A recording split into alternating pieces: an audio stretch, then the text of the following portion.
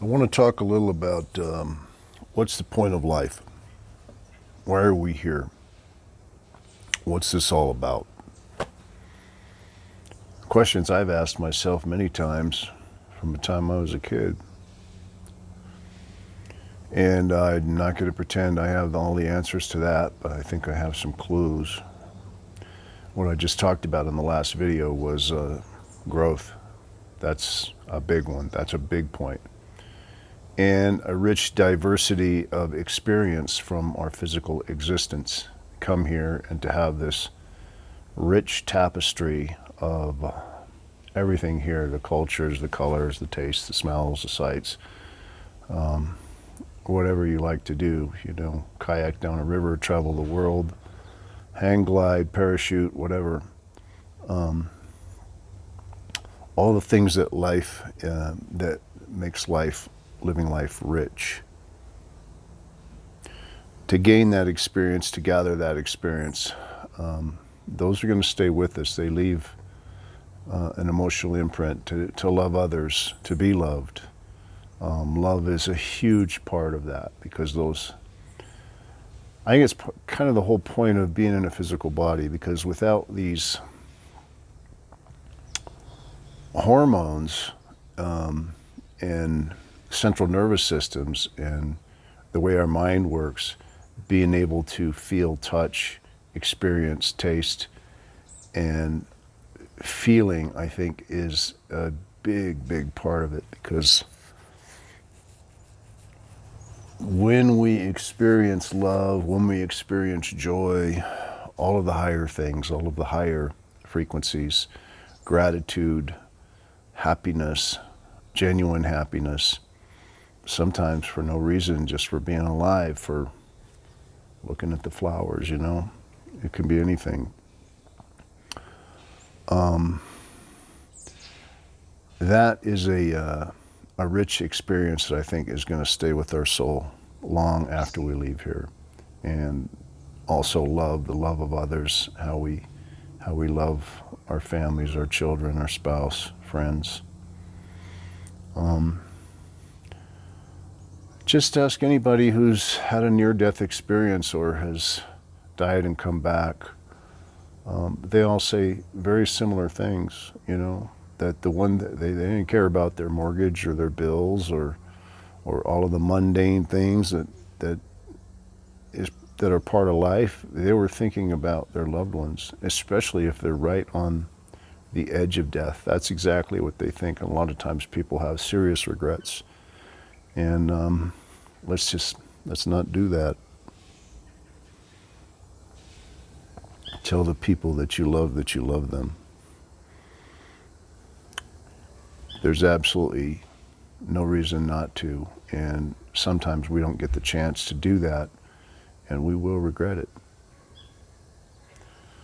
We will. But soul growth was the last video I did, and I think that it's also a huge part of this. Is we come here in these physical suits with these hormones so that we can have these emotions, so that we can learn. Without our emotions, without our ability to choose our life and everything that we do in our life, it wouldn't have the same effect. These emotions, particularly energy and motion, can leave a very deep imprint. And the negative ones can too, but not in a good way. Hatred and judgment and condemnation, for whatever reason, they don't believe what I believe. So what? How does that affect us? Who cares? If we have the right to choose, everybody has the right to choose, and it's their journey. It's their choices that they're going to make. So we just have to do our own thing, and we're responsible for ourselves. And there's nothing we can do when it comes to other people. But we didn't. We came here to experience. We didn't come here for safety. We didn't come here to be safe. Oh, sure, you can be safe. You can take it to an extreme too. Continue being safe until you lock yourself in your house and you don't go outside. Well, now you're just a prisoner and you have no experience at all. Life is just boring and mundane. So safety is certainly not the reason. And some of the most extreme sports guys and girls in the world, they do the things they do, and they take those chances. Mountain climbers, race car drivers, and bungee jumpers, and cliff jumpers, and parachutists, and people like that. Yeah, there's a big adrenaline rush for them, but the reason they do that is because it makes them feel alive. They feel alive.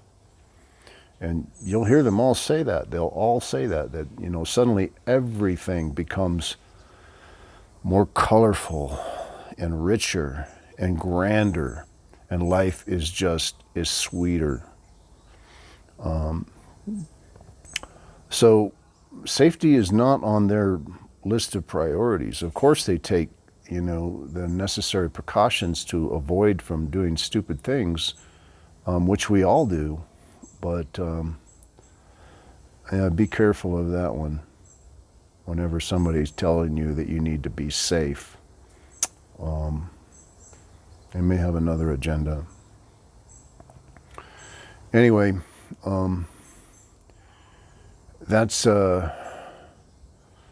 of what I think the point of life is to come here to gather experience, to be able to feel emotions, which is why it's so important to choose the right experiences. Because if we're just stuck in a place that's miserable, and misery just keeps repeating and repeating and repeating, that's kind of the universe telling us this isn't working and we need to choose something else.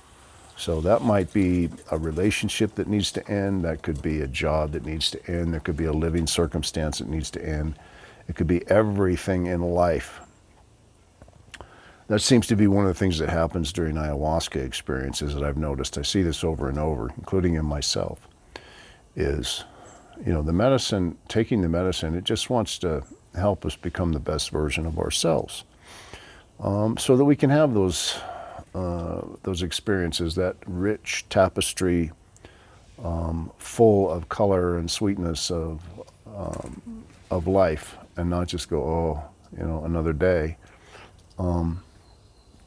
People come out of those and suddenly they're confronted with, not suddenly sometimes it happens over a period of days, weeks, months, and even years. It depends on our resistance to it.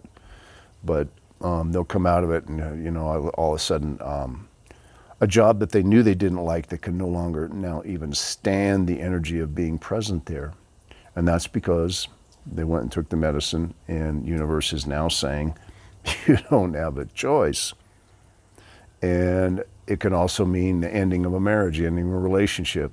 And that can be terrifying for some people who have been in, particularly codependent relationships for a long time, to suddenly, what am I going to do? How am I going to live? I don't have the finances. Where am I going to live? Am I going to be homeless? All kinds of fears come up. And that's where we have to start learning to trust. And that's where we have to learn to start also trusting ourselves and take the action. Because if we're waiting around for guidance, sometimes we can wait forever. And it may never come, but when we start taking the action, it generally does come.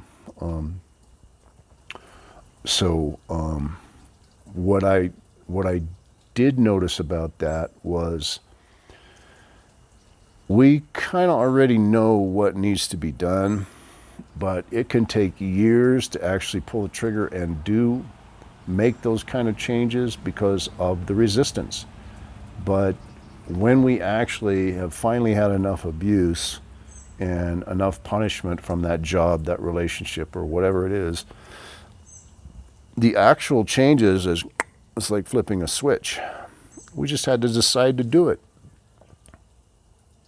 We could have done that all along, but we were resisting because the mind was playing its games. The old monkey mind that runs around and around. What am I going to do? How am I going to live? I don't have any money. Blah, blah, blah, blah, blah, blah, blah, blah, blah, blah, blah, blah, blah. over and over and over and over and over. Again, just being aware of that, being aware of how our mind functions. And remember, that is a programmed mind. This is the way it was taught to operate in a fear-based, scarcity-based matrix reality that we just seem to be thrust in. We didn't choose it, or at least I don't remember choosing it. And had we been brought up in a different society where fear and scarcity were not the baseline of existence here, it would have been a completely different operating mind that we would have. And so we just have to remember that, and we can reprogram our minds, and we can just say, okay, I'm not going to listen to those thoughts. I'm choosing something else. Focus instead on what I can do to quell those thoughts. Where will I live? How will I make money? How will I, am I okay being alone? Sometimes that's the best thing we can do. And this fear of being alone, it's something I think we have to overcome and be able to be okay with ourselves, and not need somebody else to fulfill us, or anything else, whether it's alcohol, drugs, and that's what our whole society is based on, is filling that empty hole, that part of us that seems to be missing, that we fill with whatever our substance or substances of choice are, including relationships, and including drugs and alcohol and material goods and shopping and everything else in between, spending time online, whatever it is. But yeah, I mean, being aware of the mind and being aware of its patterns, watching it the way that you're watching a bus driver. Who is this bus driver? The bus driver is the entity that is driving your physical bus. And that can be a completely insane monkey who thinks he's a good driver heading straight for a cliff. So sometimes we have to take the wheel. We have to take the wheel away and say, no more driving for you. You've kind of proven that you don't know what the hell you're doing, so I'm gonna take control. And so there can be this kind of split personality, and everybody has that. I mean, to a degree, some more than others, but it's just bringing awareness to that. And a lot of times it's very difficult for us in the very beginning to detach from that programmed mind, because again, it is who we think we are as the identity, the ID entity. And it's not us. It isn't us. It is a programmed computer that is running. And a lot of times the programs that went into that are not good, and they don't serve us. And so we see these patterns resurfacing over and over and over. I can't do this, or I can't do that, or what am I going to do? How am I going to live?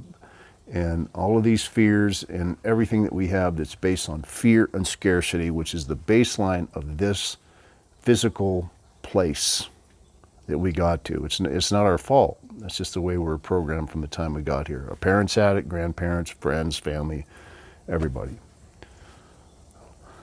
Unless you're a billionaire. But make your life rich. Make your life sweet. Enjoy. Be grateful. Take care.